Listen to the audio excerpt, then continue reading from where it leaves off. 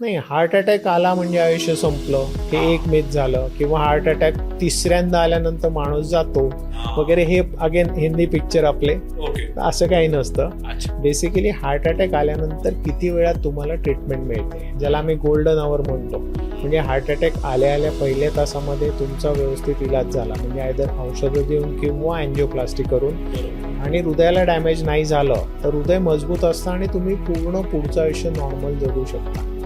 जिमला जाऊ शकता, ट्रेकिंग करू शकता.